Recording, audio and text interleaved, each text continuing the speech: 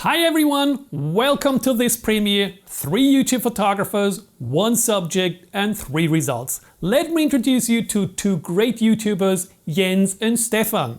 Hey guys! Hey, what's going on? Hey Wolfgang! These 2 guys have some great content on YouTube. I'm going to link their channels down in the description of this video. And today we're going to create images of dandelions. Are you ready guys? I'm ready, let's do this! For this image we need a macro lens, otherwise you can use those extension tubes which are about €5. Of course some Dandelion clocks, milk, putty and a flash diffuser for our flash. If you want to know how I built this flash diffuser, I got a video on my YouTube channel which I really do not recommend because it's full of bad jokes and meme. Yeah, it's really pretty horrible. I will make a new video soon. Can we just please start with the footage? I'm going to shoot a dandelion seed in flight, but I'm the lazy guy. I'm not even going to leave the house. I'm going to shoot everything indoors and show you how. Alright, so here we are, and the first thing that I recommend when doing anything like this is to have several backups. These dandelions are incredibly fragile, so pick a few if you're going to be using them, and have a few extra just in case. So I'm going relatively simple today. I've decided to concentrate on more environment. And I'm using a few props from my dead critter collection. And yeah, I guess that does sound a little bit morbid, but they make for great subjects as nature isn't reliable or patient. To fix the dandelion clock on the plate, I used some putty. Maybe you're asking yourself why I just told you that I used milk for my image. I was thinking of getting a creamy, dreamy, unrealistic looking background for the dandelion clock. Perfect, let's do some tests. For my first image I used a flash diffuser and aperture of f9 ISO 100. But the good news is the best image I'm going to show you today in this video is taken without the flash diffuser. Actually there's really no need to build a flash diffuser for the images I'm going to show you today. Pretty boring. But I must say when I reviewed the images it was probably kind of stupid because the contrast was very low. Let's change the setup a little bit. I'm going to use 4 equally sized glasses. And on top of that, I'm going to place a glass plate. Make sure that glass plate is clean, otherwise you would have to do a lot of work in Photoshop and I promise you, you don't want that. And the next thing I'm going to need is a tablet. I went through our archives and I chose a few images. I'm going to put the tablet with an image under the glass plate and, you guessed it, I'm going to put a dandelion seed onto the glass plate. And now it's time to set the camera. I'm going to put the tripod over the glass plate, turn on the camera and set it to live view. And I'm going to manually focus on the dandelion seed. You can zoom in to help with focus, like that. Then I'm going to set the exposure. I'm going to use a bigger f-stop to get more depth of focus. And I need to compensate that with a lower shutter speed. I will leave ISO at 100 because we have enough light. What I also like to do when photographing things like that is set the drive mode of the camera to 2-second self-timer. The reason is, even though I have a very sturdy tripod, I could possibly create camera shake by touching the camera while I take the image. So 2-second self-timer is just fine. And here is our first image. I'd say that looks pretty cool already, but we're not going to stop there. What I don't like is that it's kind of a backlit image. So we need to do something to change that. And I'm going to use the flashlight of my smartphone. So in the end here, I decided that the ladybug on the dandelion was a little bit overdone. And of course there's the flower and the seeds. So I took a picture of both and just blended them together in Photoshop. What do you think? My next photo was relatively simple. I just used a few of my props, a nice softbox and a little video light. And here I've just arranged them how I want them with a black background, and it's as simple as that.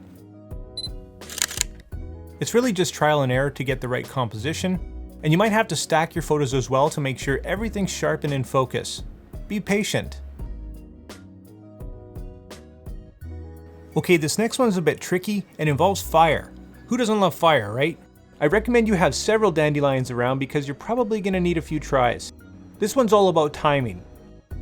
With your camera on a tripod, use manual focus to find your subject, set a timer with a low shutter speed, and it's just about capturing that perfect moment.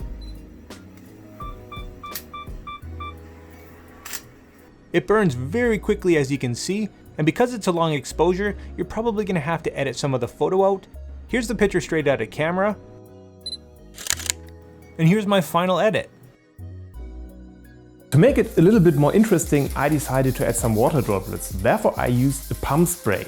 And now I just had to adjust the focus again and change the aperture from 2.8 back to f9. Yeah, that looks much better. I think we're getting closer. But I think there's still a little bit room for improvement. So let's add a big water droplet with a needle.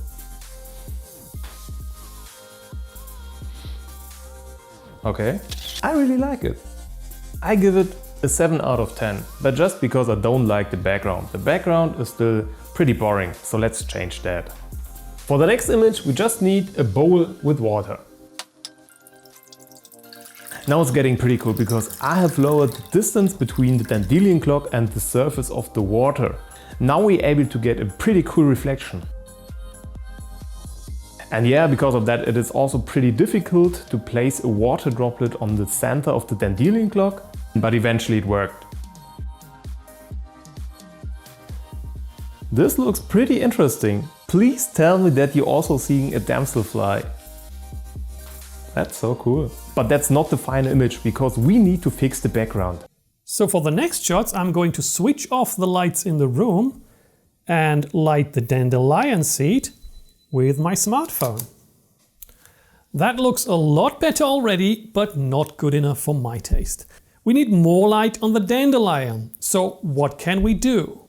I'm going to extend the shutter speed and give it another try.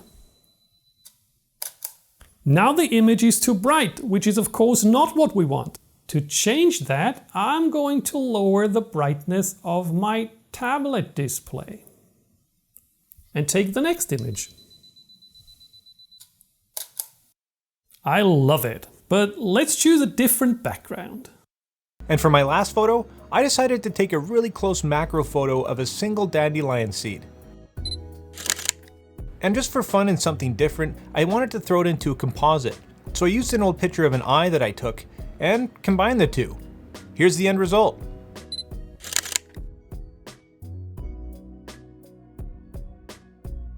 Okay, I've prepared a new one. Now I have to place it at almost the same position. Oh, now we have some nice reflections. Let's see if I can add a water drop here. Nice. And now we just have to fix the background. I have just put a lemon behind the water drop. Let's see what this looks like.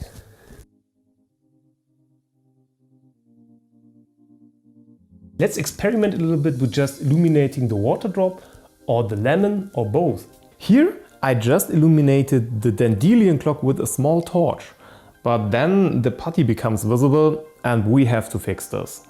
On this image I changed the direction of light a little bit and the putty becomes blurred and the background is a little bit brighter. And that is almost the image I was looking for. I illuminated the background and the putty disappears completely. Magic! Okay, maybe it becomes more clear when we take a look on this video. Here, just the Dandelion clock is illuminated and the image is pretty horrible. So we have to set the focus of our light to the background and just a little bit light on the Dandelion clock. Okay, now let's replace the lemon with an orange. I know, that's pretty creative. You're probably wondering, this guy is exchanging a lemon with an orange. They are basically the same, right?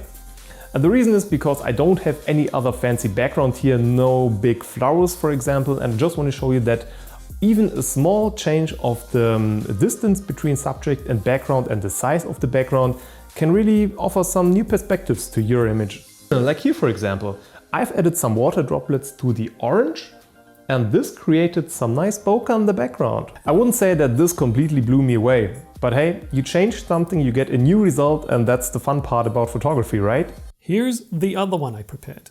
That's pretty close where I was hoping to get. The dandelion isn't placed that well. Let me give you a tip. If you use a smaller image and place it onto a white background, you can easily resize it and put it wherever you want it to be. That's even more important when you use a macro lens instead of a kit lens. And the good thing is, the resolution doesn't matter because it's blurred anyway. Now that looks really cool. And that's my contribution to our challenge, guys. I hope you like it. Thanks for joining, guys. That was really fun. I hope to see you soon again. That was really great fun. Great images. Have a good day and see you in the next video. See you next time, guys. Bye. So check out their YouTube channels. You see, they really have great ideas. And don't forget to subscribe to their channel and to our channel. See you next time.